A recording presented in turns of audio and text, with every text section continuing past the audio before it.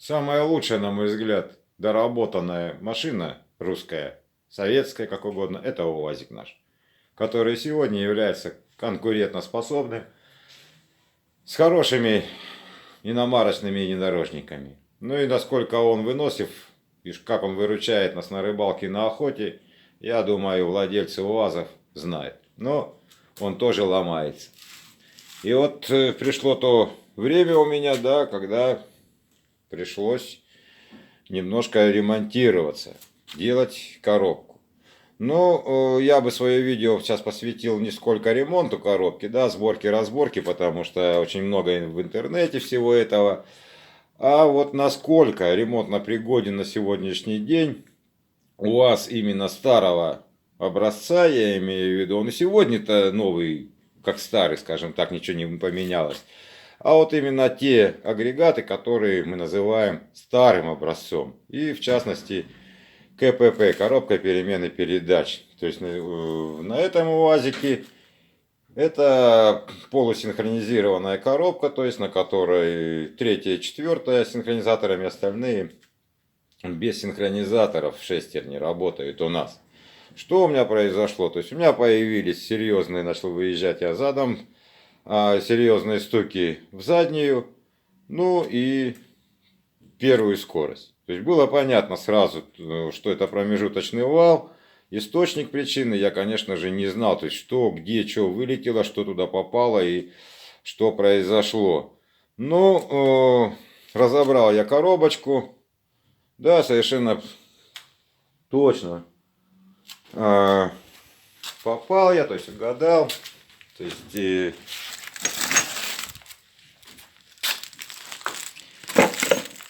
это промежуточный вал. Так, я его с собой брал. Вот он. Вот он. То есть, ну, я посмотрел, вот что с ним произошло. То есть, ну, полностью побило, раздолбашило.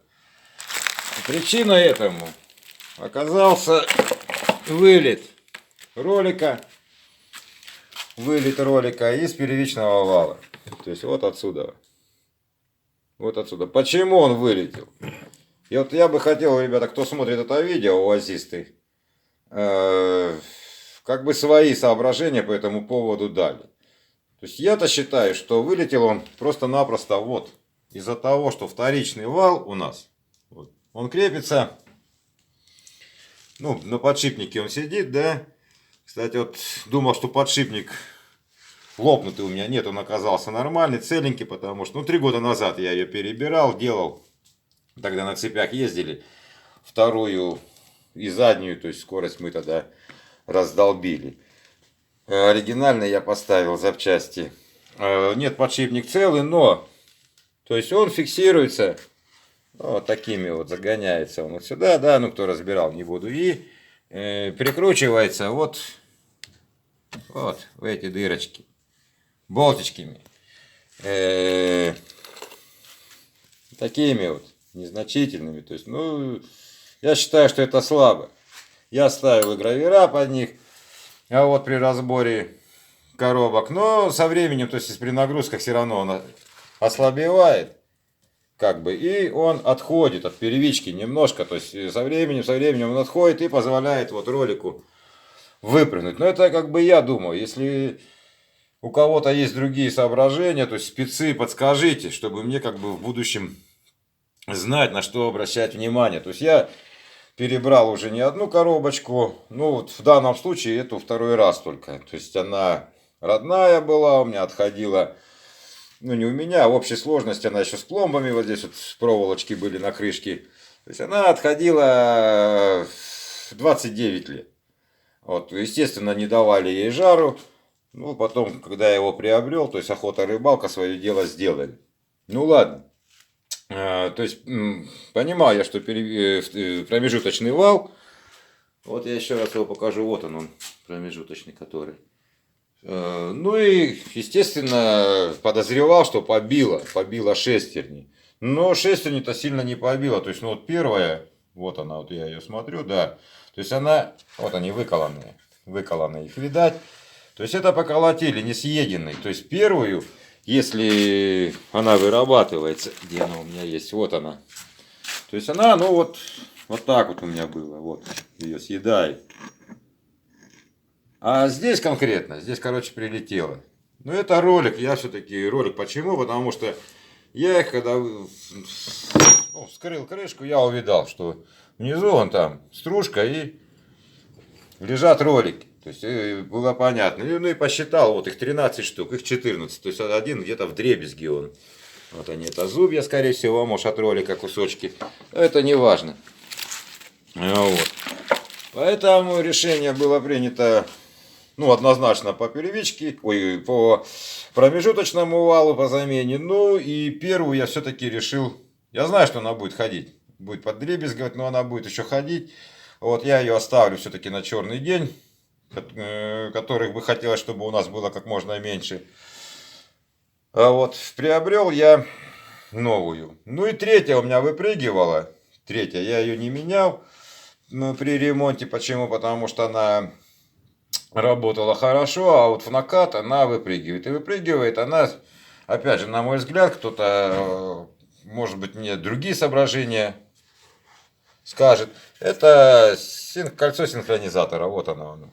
То есть оно, вот и сейчас оно, то есть я его поставил, она новая, оно не выпрыгивало. Потом начала опять она у меня со временем в накат выпрыгивать. То есть я подозреваю, то есть вот она, видите, она плотно, я вот не разбирал еще его, не раскидал. Она плотно к шестеренке. Оно не должно быть, то есть зазорчик должен быть. Все, это износ внутренней части, либо оно где-то там сбоку лопнутое. Вообще, ну я не знаю, задумка неплохая, да, для вот они, кольца эти. Но это целое, не знаю, сейчас посмотрю, как оно. Плотно, неплотности, что придется, может, тоже менять. Задумка неплохая, да, для мягкого включения, хотя я знаю, многие их выкидывают. Выкидывают эти синхронизаторы кольца и выкидывают вот с муфты, там под муфтой у нас фиксаторы, да, то есть они тоже иногда выпадают, если при люфте, при износе, и делают пакости эти шарики под этой муфтой. Ну, кто разбирал, тот знает. Поэтому вот придется менять. Ну и попутно все-таки я шестерню, конечно, оставлю эту. Оставлю третьей передачи и первой передачи на всякий случай. Вот, приобрел я новые шестерни. И вот как раз-то речь, видео мое сегодняшнее, вот, я бы хотел посвятить именно вот тому, насколько на сегодня рынок готов нам предоставить нормальные, качественные комплектующие, да, вот, ну не только для коробки, но и для раздатки, там, для узлов вот, УАЗа старого образца. Вот, ну, первичка вроде, вот я посмотрел, там и внутри все, нигде ни сколов, ничего, то есть, по сути дела, то есть, первичный, он еще, ну, зубья еще хорошие, я имею в виду вот эти, то есть, они не шорканы, да, остроносых, подшипники тоже, то есть, здесь вот чисто я считаю, что из-за того, что вылетел ролик. Какие же все-таки нам сегодня рынок предоставляет запчасти вот на эти агрегаты? Но хотелось бы, конечно, покупать нам вот приближенный к оригиналу или оригинал. Это Ульяновский завод. И когда я первый раз делал, то есть я столкнулся маленько уже с проблемой, то есть 3 года назад, когда искал, я вот эта шестеренка на первой передаче, это АДСовская, то есть она не оригинальная. Я ее когда поставил, то есть несмотря на то, что там вторичный вал-то он в нормальном таком достойном состоянии, то есть она уже как бы маленько на нем ходила. Вот. И при эксплуатации я чувствовал вот этот шелест, чувствовал вот этот как бы погремушечку вот эту, но я понимал, что это поэтому. Ну тогда я не нашел оригинала. Вот заднюю, да, я нашел, вторую нашел, а не нашел. И этот раз, то есть мне пришлось вот при закупке запчастей столкнуться с тем, что это на сегодняшний день, да, вызовет определенные трудности. Ну, первое, на что бы я обратил внимание, это на как раз вот эти вот ульяновские запчасти. Вот она, третья. Скорость шестерня третьей скорости. Вот она, упаковочка, видим, да? Вот она. Я когда ее глянул, то есть смотрю тоже Опа, то ли иероглифами, то ли что. Нет, это не иероглифы, то есть это арабский, по-моему, алфавит, поэтому так оно и было раньше. То есть не нашел ни мелким шрифтом, ничего про Китай я не нашел, поэтому успокоился. А вот то же самое и первая шестеренка. То есть первая передача шестерня, да, то есть, ну это как бы по упаковке. А вот что касается промежуточного вала, то есть я оригинала так и не нашел. То есть я в 5, скажем так, УАЗовских газовских центрах конкретно просмотрел, поговорил с продавцами, с менеджерами, да. То есть, ну, это вот он, вариант, вот он, металл парт, да, то есть, который изготовляет, как они мне сказали, по лицензии и представитель вот как раз Ульяновского завода. Но вал промежуточный. Ну, я смотрел, еще тут вообще мне не понравился. Но не буду называть я фирму, что ли, или производителя. А вот что касается данного вала, да, то есть, ну, мне вот изначально даже, ну, цвет, ребят, ну, не понравился. Вот это вот желтизна какая-то. Вот. Хотя по весу вроде как тяжелый. Понятно, что на этот вал несет очень серьезные нагрузки. Вот первая скорость, она мне даже, ну, не так я ее использую, потому что, ну, хватает там на ровной местности со второй тронуться спокойно на УАЗике. А вот задняя, конечно, нужна и нагрузки. Поэтому вот хотел бы услышать, опять же, от вас, кто ставил вот этого производителя, вот, кто ставил вот этого производителя комплектующие, отозваться, то есть что это такое. Вот. Ну, буду ставить его. Не знаю, насколько хватит, потому что выбора у меня нет. Сталкивался я уже, точнее не я, а ребята у меня ставили не этого производителя, но тоже не оригиналы. Ну, слизывала вот именно вот эти шестерни. То есть очень быстро. Поэтому, ну, буду надеяться, что будет ходить, потому что, ну, он мне покажет вообще в первые дни, скажем так, первой недели, потому что, ну, УАЗику достается моему УАЗику. Что касается самих запчастей, то есть как, ну, уже не первый раз я беру, то есть, конечно, не собираюсь тут какие-то новые вещи говорить, ну, кто, ребята, берет, знает. То есть это цвет, то есть когда мне сказали о том, что это не факт, что это оригинал, то есть я посмотрел, во-первых, цвет металла, то есть нет, это оригинал. А вот посмотрел на штампик, вот этот, скажете тоже, да, их-то поставить не проблема. Вот он, штамп. Нет, ребята, если вы посмотрите на других, ну, подделках, то разница это есть. Вот, даже штампик сам, вот ОТК. Теперь задняя часть. Задняя часть, то есть, ну, я не снял ту шестерню. Вот задняя часть, она ровная. Вот здесь вот я имею в виду, и зубья выходят, то есть срезы вот эти внутренние зубья, они четкие. Четкие. А вот на двух я на АДСовском смотрел, на металлопарте смотрел. Там они как бы утоплены вот сюда, вот внутрь, если вы будете покупать, вы обратите внимание. Естественно, на валу она будет вот маленечко играть, будет давать шаточку такую. Вот это я думаю, во всяком случае, что это действительно ульяновский. Почему, я еще потом попозже маленько скажу. То же самое с третьей передачей. То есть, когда тоже они мне подали, ну и тоже говорят, что вроде бы гарантию там мы не будем давать, что это оригинал. Но я когда посмотрел, то есть упаковка, да, мне понравилось все четко. Да, это все-таки, я считаю, оригинал. То есть цвет также серый, никакой не светлый. Он светло-серый. Вот что АДСовские и другие производители, да, у них цвет другой. Также стоит ОТК, вот это все, оно четкое. Вот, то есть я думаю, что это тоже оригинал.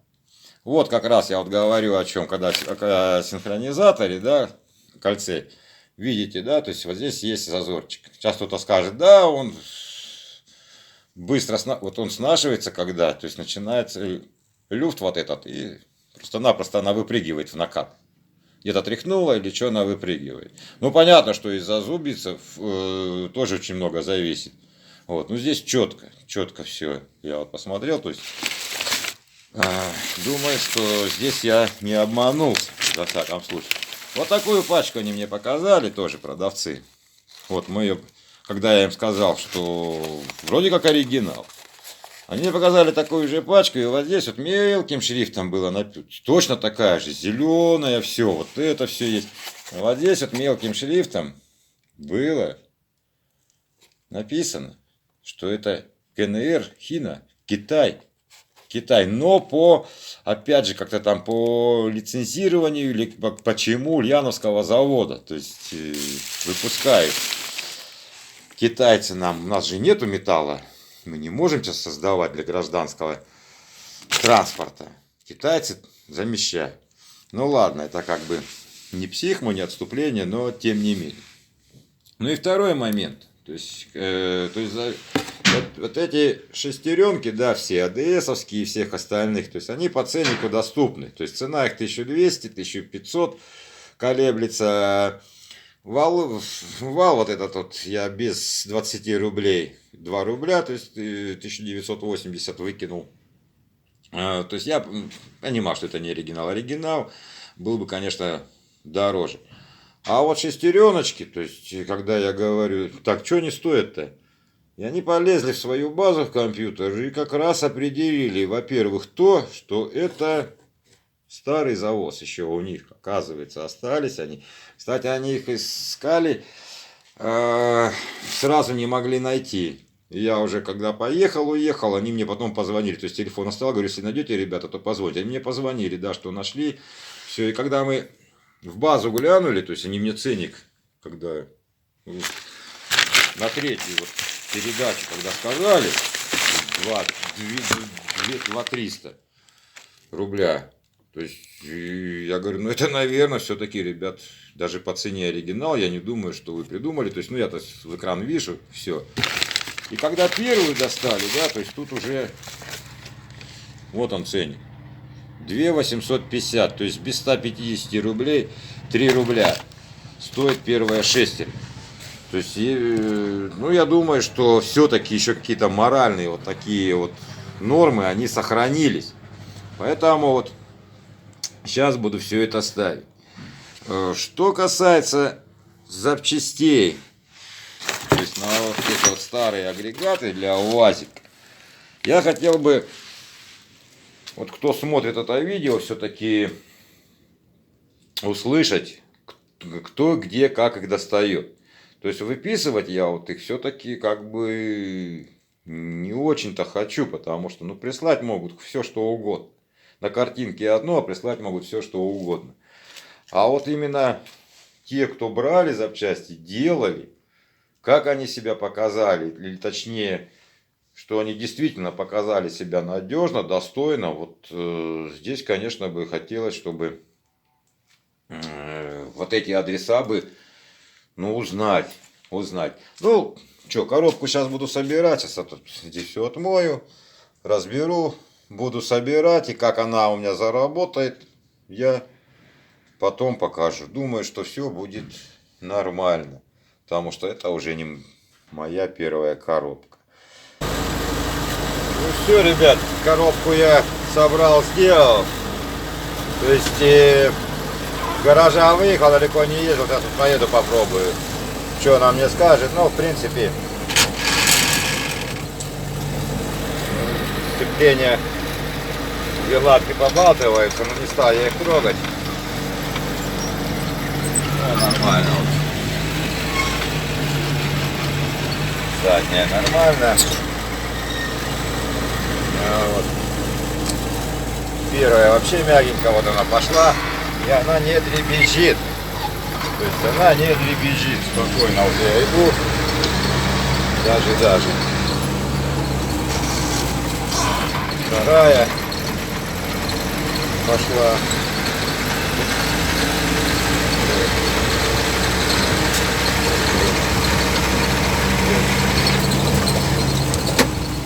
Третья. Вот, то есть вот когда я на той коробке, вот я так вот сброшу газ, вот я тряхнет, вот сейчас ее, бум, она у меня вылетала. Сейчас вот она держит. Держит спокойно. Третья. Вот. Четвертая.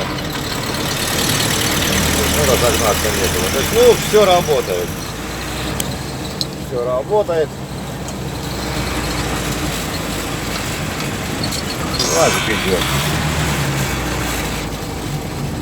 Вот я третью загнал. Третий маленько еще не нагрелся. Вот он. Идет и лазит. Ну, по асфальту, конечно. Четвертый. То есть все мягко, все плавно. Щелк-щелк. Никаких вопросов нет. Ну, насколько хватит вала. Посмотрим, поездим. Сын приедет, мы ему дадим прогуляться. И будет все нормально.